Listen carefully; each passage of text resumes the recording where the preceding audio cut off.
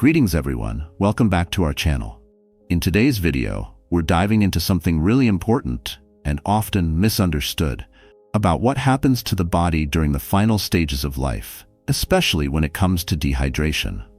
Now this might sound a bit heavy, but trust me, the way the body works at the end of life is actually fascinating, and surprisingly, it can be more peaceful than most people imagine. This topic has gained a lot of attention, especially after a well-known and respected hospice nurse named Julie McFadden, also known online as Nurse Julie, shared some of her knowledge from working closely with people in their final moments.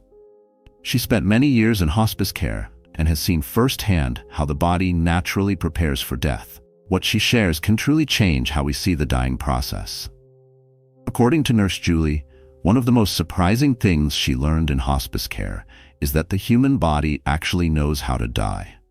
It has its own way of shutting down that can help bring comfort to the person who is passing. She explained that when the body becomes dry or dehydrated near the end of life, it naturally enters a state called ketosis. Now, ketosis isn't just a diet trend, it's a real process the body uses when there's not much food or water.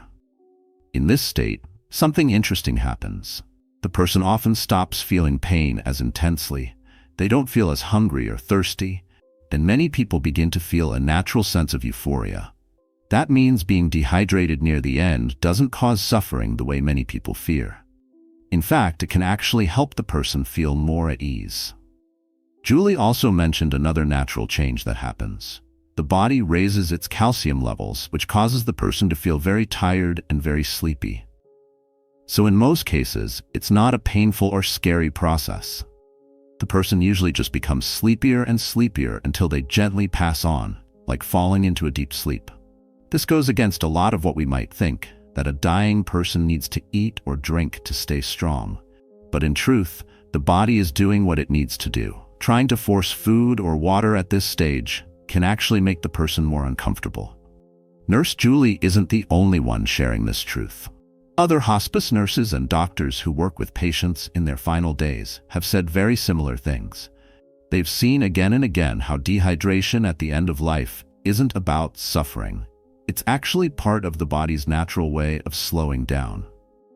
One nurse explained that when the body is no longer processing food or water normally, trying to feed or hydrate someone can lead to bloating, discomfort, or fluid in the lungs. That's why most palliative care professionals focus on comfort, not force. Doctors in end-of-life care have said that the brain begins to slow down its activity during this stage. Because of this, the sense of thirst or hunger fades away. They also confirm that ketosis helps calm the nervous system, which reduces discomfort and brings peace.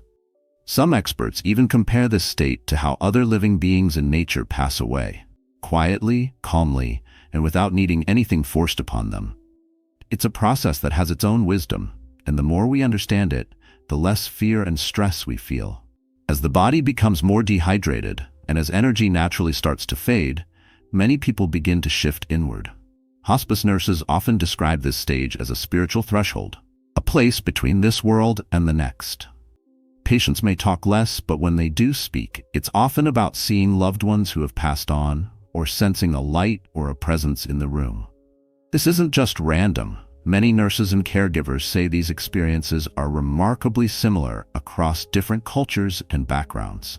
People describe a sense of being held, guided, or comforted, even when they don't consider themselves religious. So while the physical body is slowing down, something else is opening up.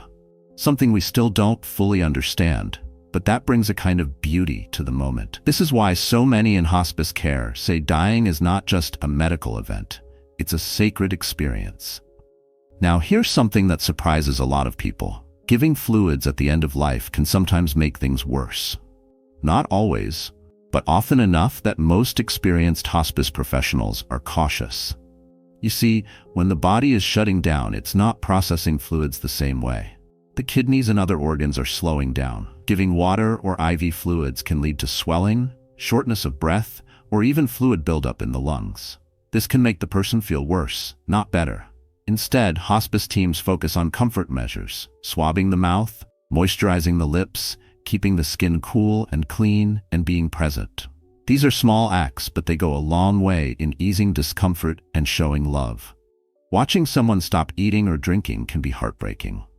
Families often feel helpless, but understanding that this is a natural part of the dying process can ease some of that pain.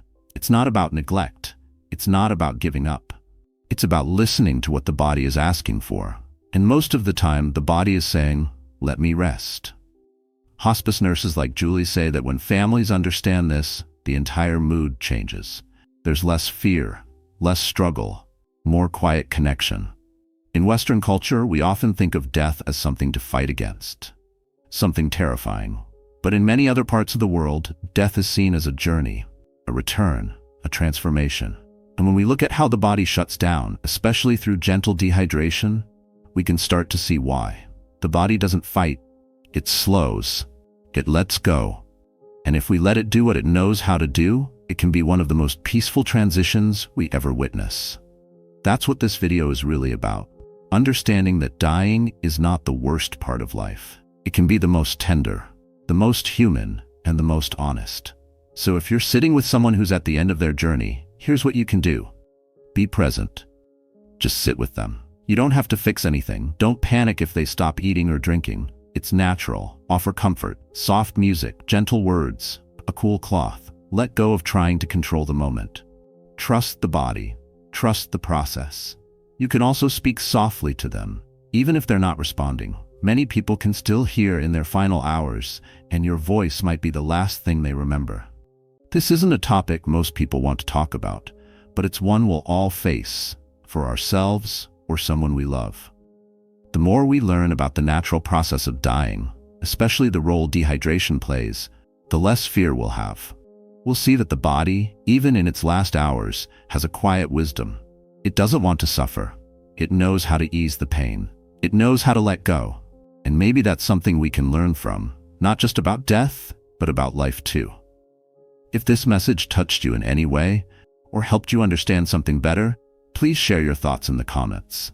Let's open this conversation. Let's make it okay to talk about these things. Like, subscribe, and hit the bell so you don't miss any future videos. And thank you truly for watching all the way through. Until next time, stay gentle, stay aware, and stay kind to one another. Blessed be.